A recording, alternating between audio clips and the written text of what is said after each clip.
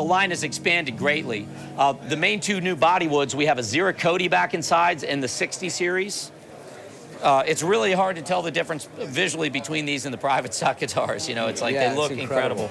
This is all real abalone shell inlay. It's got a beautiful like detail, curly maple binding.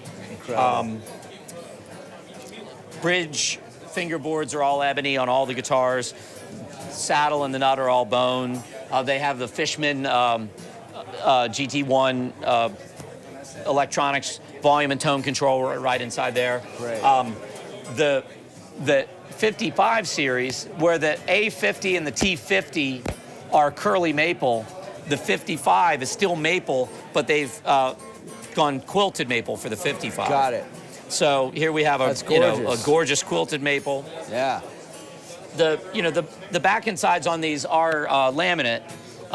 There would be no way to get a piece of wood like that in a solid wood guitar at this price point. Of course.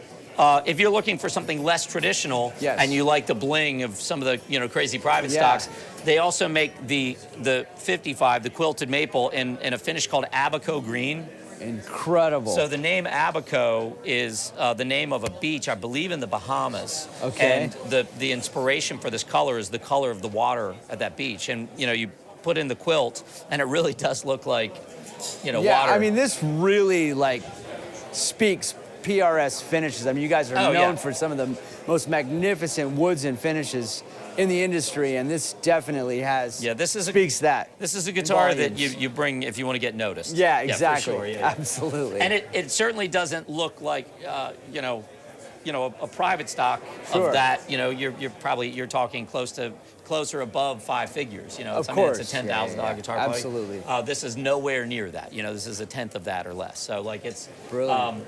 And they sound incredible plugged in. The pickups sound great.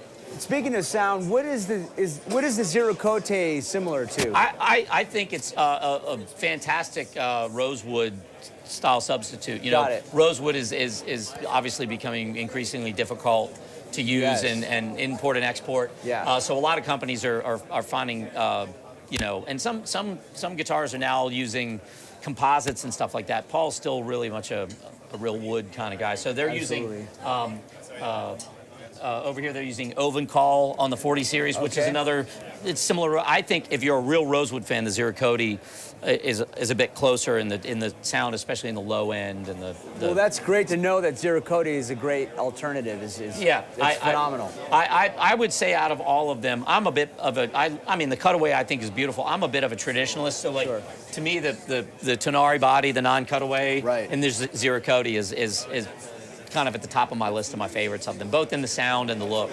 They're beautiful. There's a lot of options now. It's hard to pick just one, but Sure, but I mean, if Paul chooses Zero Code, then you know that there's something to it. But the maple, if you want a brighter guitar, the maple works really well. The mahogany guitar with the X bracing in it is a different sound. It's also the least expensive. I mean, it's right around or just under $600, I think. I mean, it's so, and I mean, and from the least expensive to the most expensive, you're still only talking about a $500 difference. It's, none of these crest over much like around $1,100 or $1,050, I believe. None of these even get close to what you would expect to play for a private stock style guitar. Yet they look so expensive. Yeah, it's like driving a car that looks like a $500,000 car, and you find out that it was like, no, it's like back in the day. Remember those kit cars? Oh yeah.